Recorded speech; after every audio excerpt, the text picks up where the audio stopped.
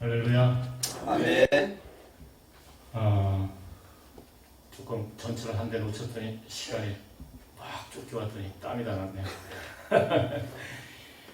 우리 부목장에 와서 진행을 하니까 은혜가 더 되는 것 같으네요. 들어오는데 저 바깥까지 찬양이 들리는 거 보니까 누군가 했더니 보니까 부목장이 하고 계셔. 이제 매번 꼭 해주셔요. 그래서 빠지지 마시고. 근데 오늘 정수님 어디 가셨어요? 병원에 계셔? 그렇죠. 그 중목사님이 병원에 가셨다고 그러니까 그러시네. 그래서 늘 건강히 잘 되셔야 되는데, 저는 지난달 수술을 잘 받고 그 담당 주치의가 갔더니까 약간 고개를 짜우동하면서 쉬고 있더라고요. 그래서 좀 자기들 견해로는 좀 이해가 잘 안 된다는 그 같이 조금 쉬고 웃으면서 좀 이상하다고. 그래서 그런데 이제 수술한 거로 하나도 없고 깨끗하다고. 아멘. 그래서 그럴 거라고 해서 내가 그랬더니 그거 제가 웃더라고요.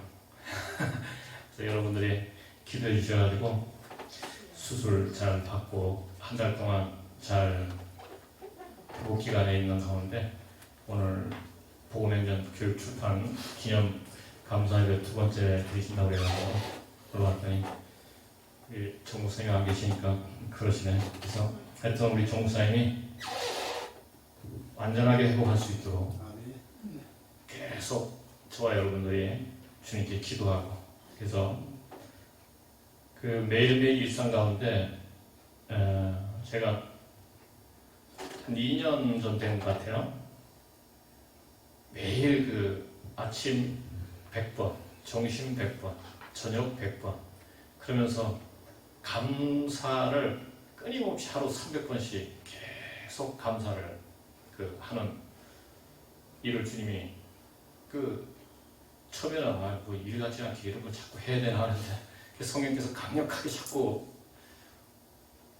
하게 하셔가지고 그걸 계속 하게 하면서 경험되어지는 건 뭐냐면, 오늘도 감사 축사라고 이렇게 표지를 붙여놨는데 우리 일상이 범사에 감사하는 게 고백되어지고 실제적이어야 되는데, 우리가 이게 목사님들도 그렇고 장로님도 그렇고 그리스찬이라고 살면서도 실제로 입술로 그 고백을 그렇게 하지 않고, 그러고 뭐 감사한 거지 뭐 그냥 사는 거지 뭐 주님 은혜지 뭐.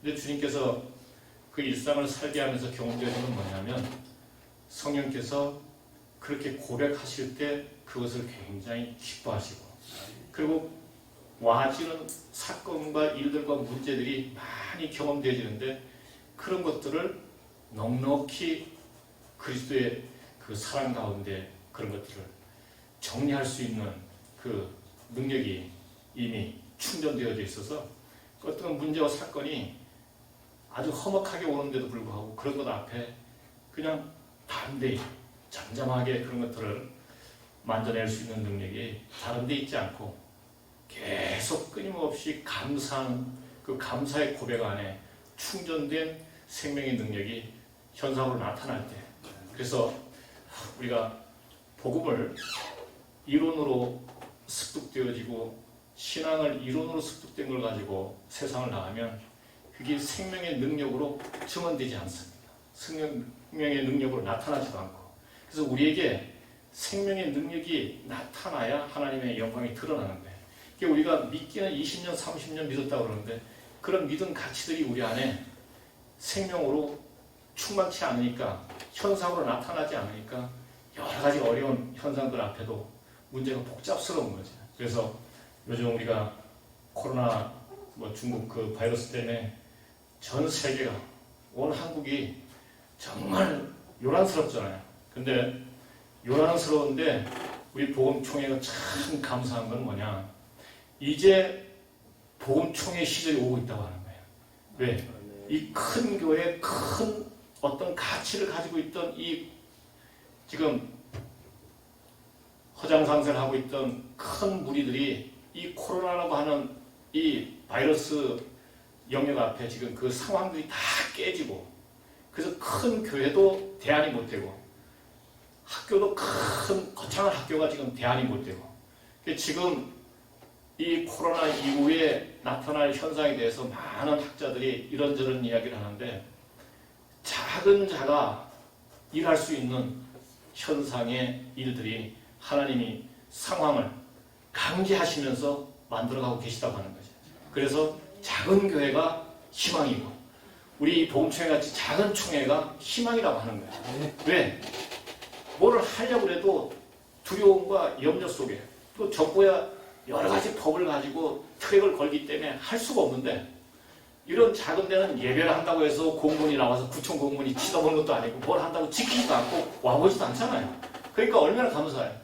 큰 교회 가가지고 지키고 앉아가지고 제대로 하고 있나 안 하고 있나, 뭐 벌금을 물리니 말리니 하니까 다 목사들이 전부 다 벌금을 물린다고 그러니까 전부 다 주눅이 들어가지고, 지금 또 2차적으로 지금 막 그 용산 이태원에서 게이클럽에서 2차적으로 지금 벌어지고 있는 이 막 확진이 서울 수도권에 벌어지고 있잖아요. 근데 정부에서 그 게이클럽이 2,000명, 3,000명씩 모여서 광란의 춤을 추고 있는데도 아무런 대책도 없던 놈들이 교회가 뭐 한다고 교회를 와가지고 죽이는 데는 뭐 얼마나 혈안이 돼가지고 국무총리를 비롯해가지고 서울시장 해가지고 전부 다 뭐 교회가 모든 문제를 양산하는 같이 하지만, 교회는 실질적으로 전혀 이 바이러스 문제에 그렇게 대두되지도 않고 현상으로 나타나지도 않잖아요. 검사 어디 교회에서 발생했다고 그러면 전 교인이 수고를 아끼지 않고 나가서 다 검사를 하는데, 이 게이클럽의 이 미친놈 새끼들은 2,000명이 지금도 전혀 전화도 안 받고 동선 추적도 안 되고 지금 나타나질 않으니까 이 멈춰지질 않는 게 계속 확산되고 있는 거예요.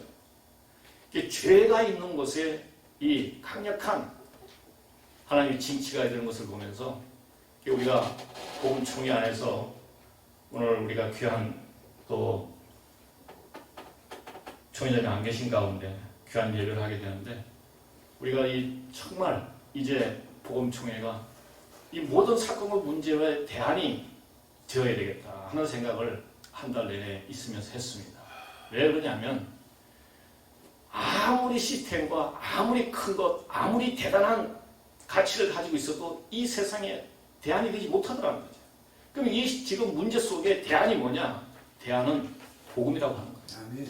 근데 그 복음을 누가 시켜 들려주지도 않고, 누가 응원하지도 않고, 누가 환영하지도 않는데도 이 30년 성상을 복음의 총회를 붙잡고 하나님의 일을 위해서 몸부림치고 있는 우리 총회장님이 이제 한 권 한 권 더 빠른 시간으로 쓰여지고 출판되어져서 온전한 그 계획했던 책들이 다 읽어져서 하나님께 영광이 되어지기를 원합니다. 그래서 모든 일들이 우리 힘과 능으로 다 되지지 않고, 그래서 시편 118편의 6절의 말씀을 저는 평생 목회 열성에 가지고 오면서 늘 마음에 깊이 묵상하면서 지키고 살았던 말씀이 그겁니다.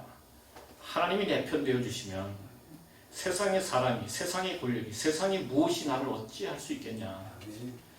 저와 여러분들도 하나님이 내 편 되어주시고 복음총회가 하나님 편 되어주기 때문에 세상의 어떠한 가치가, 세상의 어떤 문화가, 세상의 어떤 것들이 우리 복음총회를 어떻게 할 수가 없다고 하는 겁니다.